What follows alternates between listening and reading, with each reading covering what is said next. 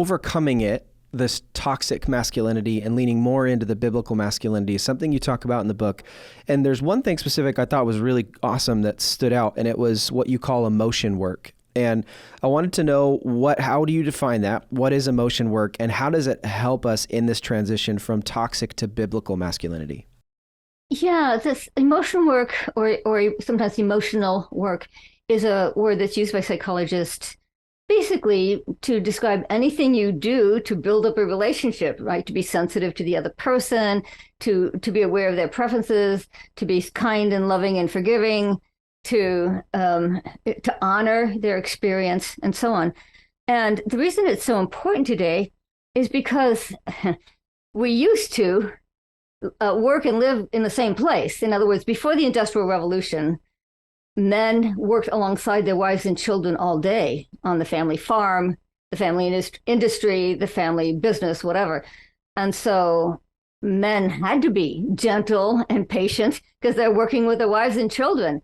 And the ethos, the cultural expectation at that time, was much more geared toward caretaking, towards being not looking at your own interest. In fact, that was the definition of authority back then.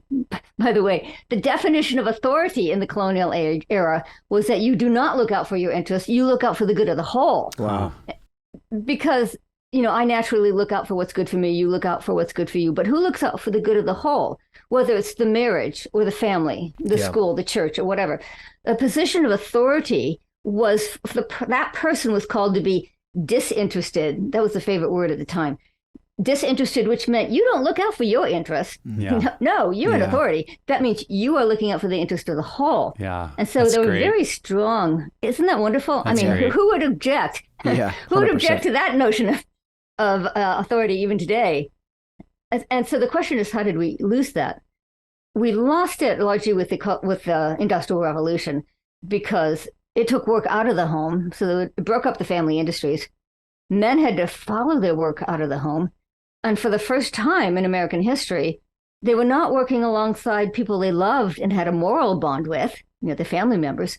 Instead, they were working as individuals in competition with other men. And for the first time, you begin to see negative language develop, by the way, that men are becoming competitive and egocentric and looking out for number one and looking out for their own self-interest, and losing that sort of fathering ethos that they'd had in the colonial era. But it also had the impact that, coming back to your question, it also had the impacts that the family no longer had any other bond except emotional. I mean, if you were economically interdependent, it was really easy to sense that you were also emotionally interdependent because you could not survive on your own. And so when there were family industries, when you homeschooled your kids, because a lot of schooling took place in the home. We see in women's diaries of the day, what did I do today? I did school. Yeah. It's very common. And they, of course, they were creating everything from scratch. Not just their clothes, but the cloth itself, the buttons. They were making bread and churning butter. At any rate, it was very easy for people to sense that they had very dense, very thick relational ties. Well, now we no longer do any of that. We don't work at home and we don't school at home. And for the most part, we don't take care of the sick and the old in the home anymore. And so we don't even have entertainment at home anymore. Everyone's on their own TV or cell phone. Yeah. So what is it that holds the family together? Really, just emotional connection. And that's why psychologists have come to use this term emotional work. Our families are not going to hold together anymore unless we are intentionally pursuing emotional work. Yeah, absolutely. A lot of people haven't quite caught up with this change, and especially men, because there are a lot of men who still think, hey, I was the breadwinner. If I'm the breadwinner, I've done my part.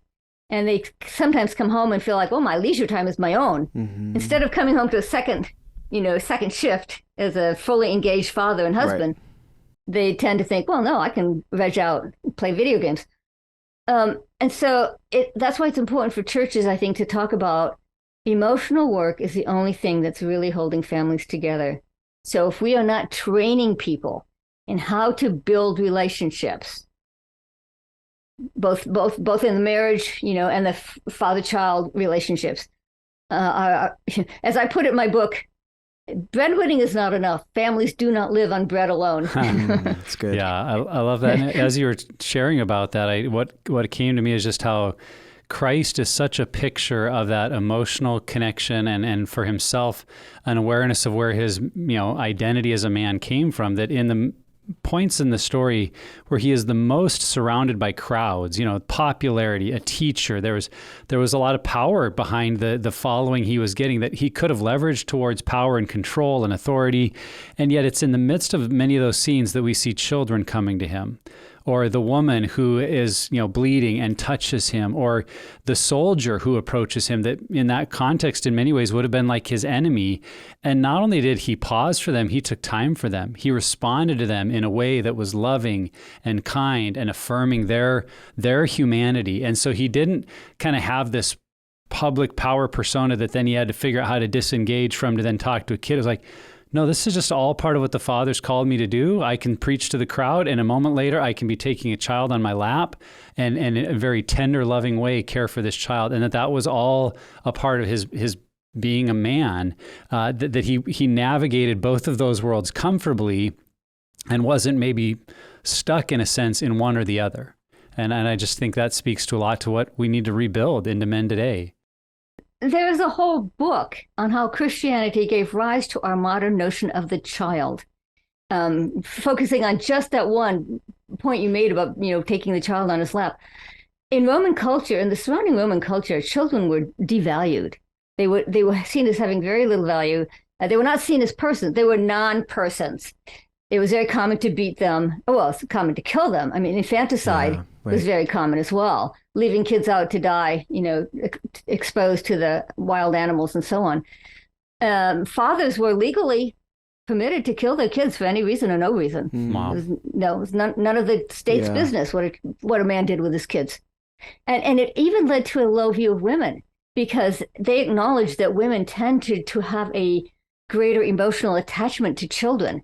Well, if children were devalued, then women were devalued for caring about them. And so this is the context in which Jesus says, let the children come to me. He was shattering those stereotypes of the Roman culture and saying, no, children are made in God's image.